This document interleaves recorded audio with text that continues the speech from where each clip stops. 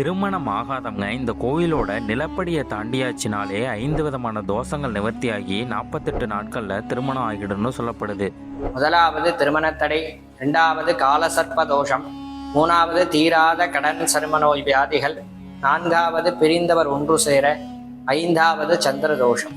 இங்க இருக்க கல்யாண சுந்தரேஸ்வரர் கிட்ட மாலை மாத்திக்கிட்டீங்கன்னா எப்பேற்பட்ட திருமணத்தடையும் நிவர்த்தி ஆகிடும்னு சொல்லப்படுது. இந்த திருமணம் சம்பந்தப்பட்ட எந்த ஒரு தோஷமாக இருந்தாலும் சரி, இந்த க்ஷேத்திரத்துல திருமண தடையை நீக்கி கொடுக்கிறார் இந்த கல்யாண சுந்தரேஸ்வர சுவாமி. பூஜையோட பலனுக்கேற்ப 48 தினங்கள்ல இந்த திருமணம் கைகூடி வரும்.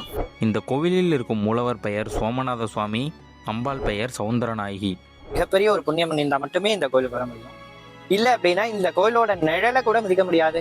இந்த கோயிலோட ஃபுல் வீடியோ நம்மளோட யூடியூப் சேனலில் அப்லோட் பண்ணியிருக்கேன், மறக்காமல் போய் பாருங்கள். கோவில்களை பற்றி விசேஷமான தகவல்களை தெரிஞ்சுக்க பிளாக் மச்சி சேனலை சப்ஸ்கிரைப் பண்ணுங்கள், ஃபாலோ பண்ணுங்கள்.